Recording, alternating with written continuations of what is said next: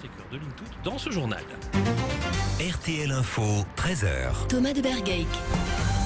60 ans de Congo libre et les regrets historiques et écrits du chef de l'État belge. Je tiens à exprimer mes plus profonds regrets pour ces blessures du passé dont la douleur est aujourd'hui ravivée par les discriminations. Ces mots, le roi Philippe les adresse au président du Congo, Félix Tshisekedi. Des regrets, ce n'est pas des excuses. Mais on peut reconnaître que ce qui est pour nous un petit pas peut être un grand pas pour le palais royal belge. Alors c'est pas la première fois que la statue est vandalisée, on le voit d'ailleurs, il y a encore des inscriptions dessus. Ça ne suffit pas.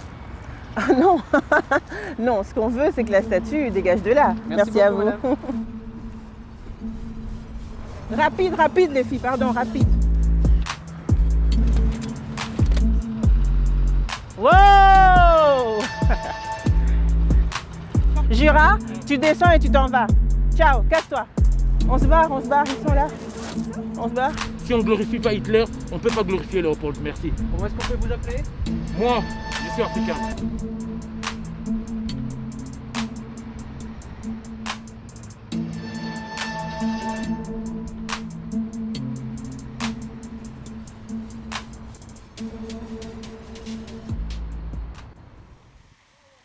Pourquoi ces militants s'en prennent à l'ancien roi des Belges, Léopold II? Retour en arrière en 1885. À Berlin, les grandes puissances se partagent l'Afrique et offrent à Léopold II le Congo, grand comme 80 Belgiques. Le souverain belge en fait sa propriété privée, son territoire personnel. Il déploie alors une violence inouïe pour s'approprier ces immenses richesses. 23 ans plus tard, endetté, il lègue le Congo à la Belgique, qui colonise le pays jusqu'à son indépendance en 1960. Au total, et même si les historiens sont incapables de s'accorder sur les chiffres, on estime que la colonisation du Congo a tué plusieurs millions de Congolais. Cette histoire, le royaume belge l'a longtemps romantisée, propageant l'idée d'une mission civilisatrice de la Belgique au Congo, mais aussi dans ses autres colonies, le Rwanda et le Burundi. À Bruxelles, comme partout ailleurs, on ne compte pas les monuments et les statues qui rendent hommage à cette période. Mais depuis la mort de George Floyd, un débat autour de ce passé colonial secoue la Belgique. Dans la rue, sur les plateaux télé, sur les réseaux sociaux, on fait le lien entre les clichés coloniaux et le racisme d'aujourd'hui. Les discriminations qui touchent les Noirs doivent être prises en compte. Le problème des Noirs, c'est pas seulement aux États-Unis, c'est aussi en Belgique. Partout dans le pays, les symboles de la colonisation sont pris pour cible, l'expression d'un énorme ras-le-bol. Pour une partie des Belges, il est temps que le pays affronte son passé.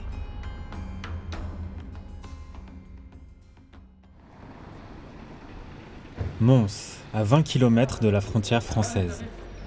La ville n'a pas échappé à ces débats lorsqu'une étudiante, Marie-Fidèle Doussingizé, a lancé une pétition pour réclamer le retrait d'un buste de Léopold II posé dans son université. C'était dans une salle au sein de mon université. Je me suis retrouvée confrontée justement à ce buste-là. Et c'est vrai qu'il y a eu un contexte particulier dans l'actualité avec le mouvement Black Lives Matter et aussi la mort de George Floyd. Et je me suis demandé en fait qu'est-ce que je pouvais aussi faire localement en fait, quelle action je pouvais mettre en place. Et je me suis dit même si je suis en examen, je vais lancer une petite pétition. Quand tu tombes sur cette statue pour la première fois, qu'est-ce qui se passe ? En tant qu'afrodescendante, c'est un peu dur parce que c'est vrai que peut-être que des personnes qui ne sont pas racisées, qui ne sont pas des personnes noires peuvent pas comprendre ou ont du mal du moins à comprendre.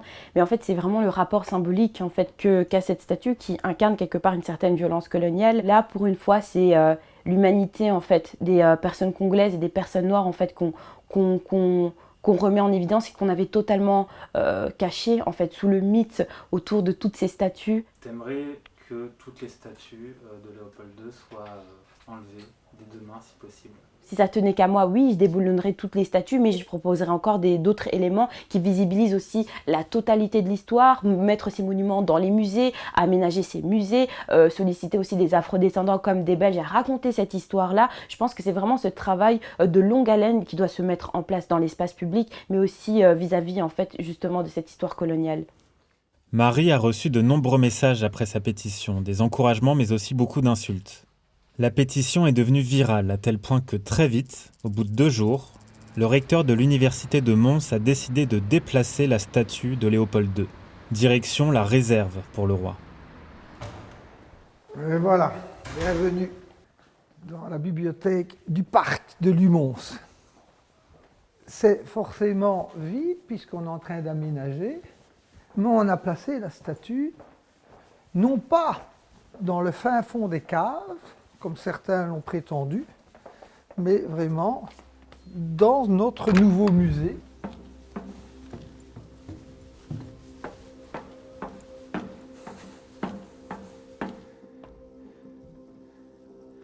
Voilà, ici le buste du roi Léopold II.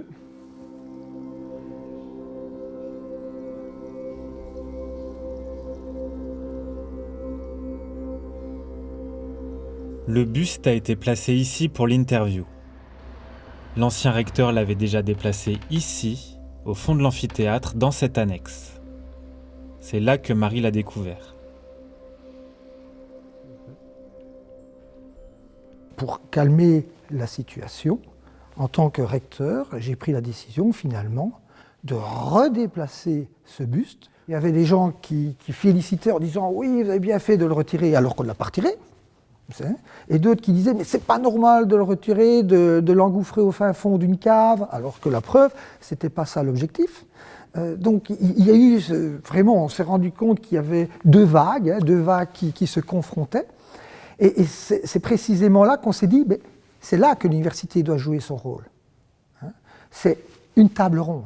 On va convoquer dans la salle de conférence des spécialistes, on a déjà pris les contacts, pour vraiment animer un débat posé, un débat scientifique, un débat historique, pour les plus jeunes, pour les étudiants universitaires, mais également grand public.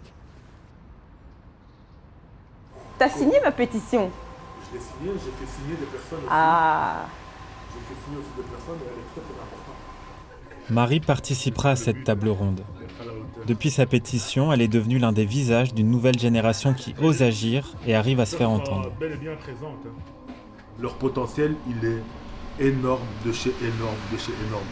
Ils ont, sans vouloir leur mettre la pression, la capacité, grâce à leur savoir, grâce à leur force intellectuelle, la capacité de changer véritablement les choses ou d'apporter un plus. Donc c'est pour ça qu'on ne peut pas les négliger. Ils ont le changement quasiment entre leurs mains. Changer la société dans son ensemble, la société oui, belge. Oui, bien sûr. Ouais, juste ça quoi. Bien sûr, mais c'est possible. Quand aujourd'hui vous voyez une jeune étudiante qui est capable de vous faire retirer une statue dans une école à Mons, ça veut dire qu'il y a quelque chose qui se passe. Il y a quelque chose qui se passe aujourd'hui.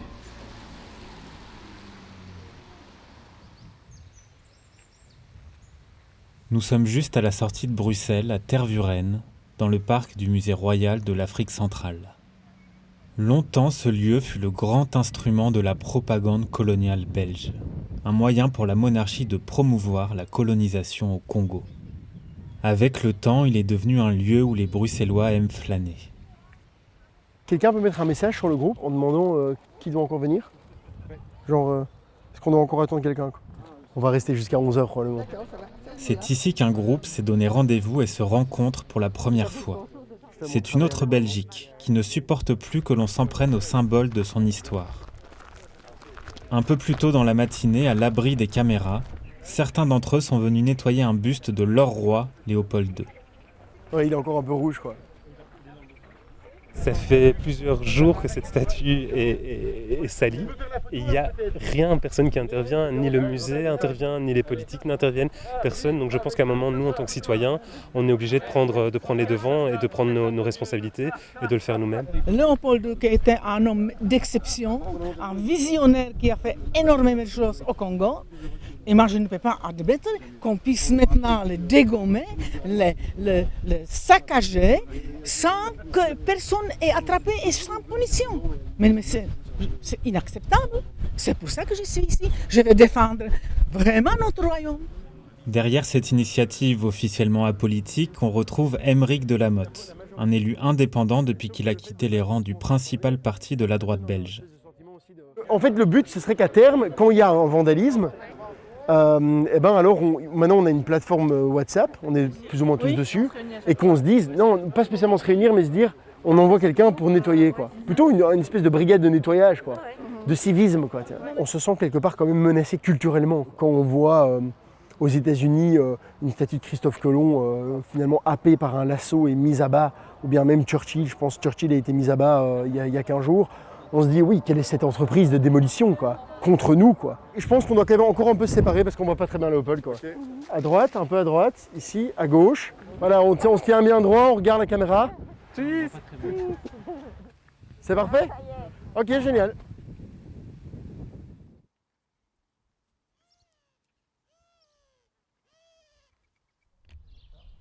Qu'est-ce qui motive un trentenaire belge à se lever aux aurores pour aller nettoyer un buste de Léopold II ? Le lendemain, dans la campagne wallonne, on retrouve l'un de ces nettoyeurs. Mon héritage, il coule dans mon sang. Je suis fier de porter le drapeau belge. Ma mère est flamande, mon père est wallon. Mon grand-père était agent territorial au Congo. Il était une forme de gouverneur jusqu'au moment où le Congo a obtenu son indépendance. Et là, on s'est fait jeter, enfin moi pas, je n'y étais pas, mais mes parents, mon grand-père principalement, se sont fait jeter comme des malpropres et sont revenus en Belgique étant des étrangers. Il faut voir l'histoire qu'on nous raconte aussi. Moi, ayant eu de la famille qui a vécu en Afrique, j'ai pas la même notion de l'histoire que ce que les gens qui veulent retirer les statues ont.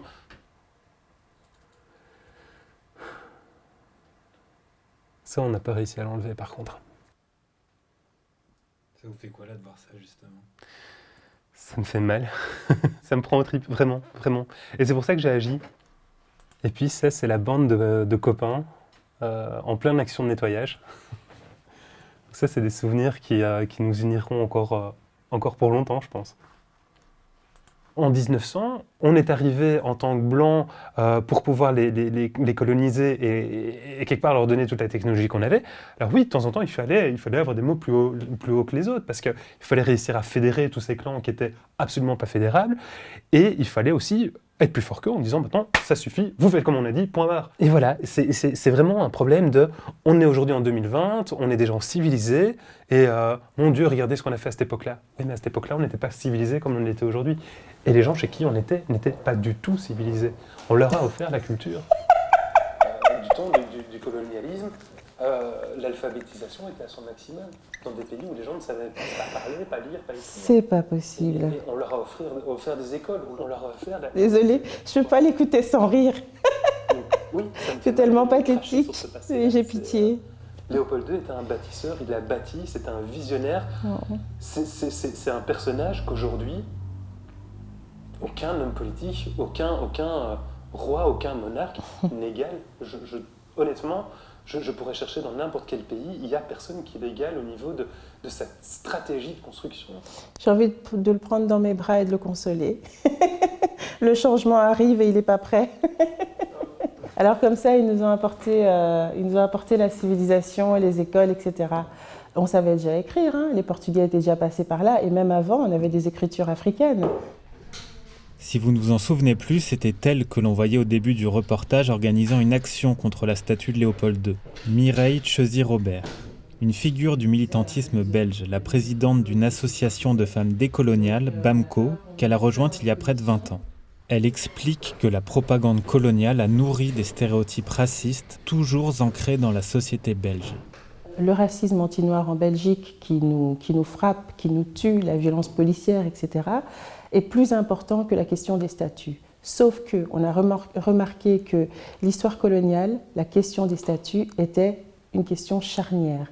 Que si on n'arrivait pas à dépasser et à éduquer sur ce passé colonial, histoire et mémoire, eh bien, on n'arriverait pas à décanter certains problèmes de type discriminatoire. Ce qui se passe, c'est que la période coloniale, la mémoire ou l'histoire de la colonisation agit comme un frein en fait à l'épanouissement des Noirs ici et maintenant en Belgique.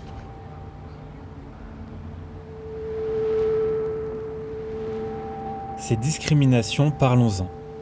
En Belgique, le taux de chômage des afrodescendants est 4 fois plus élevé que la moyenne du pays. Et pourtant, ils sont 60% à posséder un diplôme de l'enseignement supérieur, contre 33% pour l'ensemble de la population. Autrement dit, 2 fois plus de diplômés, et en récompense, 4 fois plus de chômage. L'un des facteurs de ces discriminations est à chercher du côté de l'éducation, avec cette anomalie. En Belgique, en 2020, l'enseignement de la colonisation en Afrique n'est toujours pas obligatoire. Il y a en effet, depuis 1999, une obligation d'enseigner l'histoire de la colonisation, mais cependant une obligation qui n'existe pas pour étudier le cas belge. Et donc par exemple, on peut sortir du niveau de bac en Belgique sans avoir jamais entendu parler de l'histoire de la colonisation dans son cas belge. Cet enseignant-chercheur travaille depuis des années sur l'histoire coloniale belge. Il a mené une étude dont les résultats sont effarants. En sciences humaines, près d'un étudiant sur 3 qui arrive à la fac ne sait pas que la Belgique a colonisé le Congo, le Rwanda et le Burundi.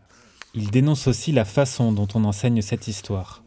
On se focalise de manière très précise sur l'État indépendant du Congo, donc 1885-1909, puis on fait un bond dans l'histoire et on en arrive à la période de la décolonisation pour la Belgique. Ce que l'on regrette donc aussi bien dans les manuels que vous voyez là que dans les programmes, c'est qu'on n'étudie pas le temps long de la colonisation. On n'aborde pas les différents piliers de cette colonisation, les entreprises, le rôle de l'État, le rôle des missions et de l'Église catholique. Et donc on n'a pas vraiment d'histoire du quotidien, d'histoire de ce que vit un Congolais ou une Congolaise, d'autant plus au jour le jour.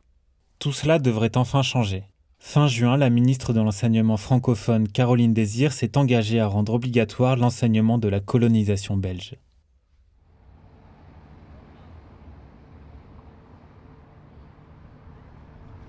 Qui d'entre vous a déjà eu des cours à l'école sur l'histoire coloniale? Non? Ok. Ça ne me surprend pas du tout, ça ne m'étonne pas. Des militants n'ont pas attendu les pouvoirs publics pour éduquer les Belges. Depuis 7 ans, le collectif Mémoire coloniale organise des visites décoloniales dans plusieurs villes du pays, et évidemment à Bruxelles. Le concept, enseigner dans la rue l'histoire de la colonisation.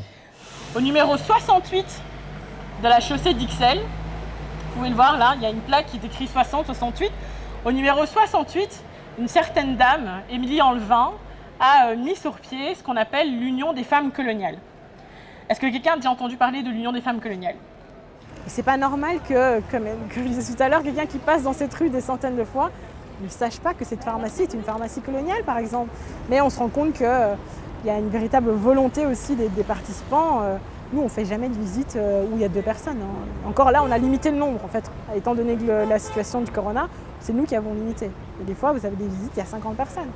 Vous les faites 2 jours dessus, c'est la même chose. Là, c'était sold out, on l'a posté à 14h, à 18h, c'était sold out. L'espace public n'est pas un espace neutre. L'espace public est un espace qui renvoie un message. Et là, en l'occurrence, l'espace public renvoie un message de sexisme et de racisme. L'espace public à Bruxelles, il n'y a qu'entre 5 et 6% des rues qui ont des noms de femmes. L'espace public à Bruxelles et en général, de manière générale, ne fait aucune place aux personnes racisées. L'espace public, au contraire, célèbre la période coloniale. La colonisation, que l'on ne vous mente pas, ce n'était rien d'autre qu'une dictature. Une dictature basée sur le racisme, basée sur la déshumanisation, basée sur le pillage et basée sur la rapine. Et le fait de donner cet espace que l'on donne à ces personnes qui étaient des acteurs proéminents du fait colonial, c'est célébrer et glorifier leur héritage.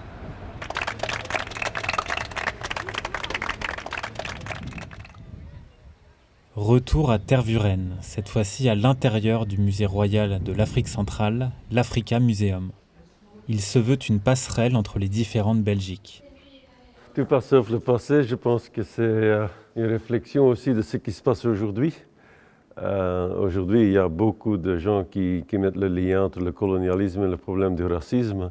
Et donc, beaucoup des problèmes d'aujourd'hui ont leurs racines dans le passé, donc il faut bien comprendre le passé pour pouvoir formuler des réponses aux problèmes d'aujourd'hui. Lorsqu'il est construit sur ordre de Léopold II, l'Africa Museum a un but, mettre la culture au service de la colonisation.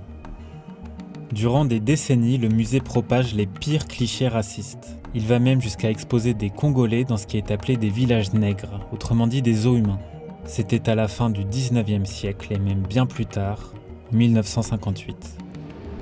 Après l'indépendance, l'Africa Museum continue à présenter des œuvres racistes sans la moindre contextualisation. Ce n'est qu'en 2013 qu'il ferme pour se réinventer. 5 ans de travaux sont nécessaires. Des statues sont enlevées, d'autres envoyées au sous-sol avec un texte explicatif.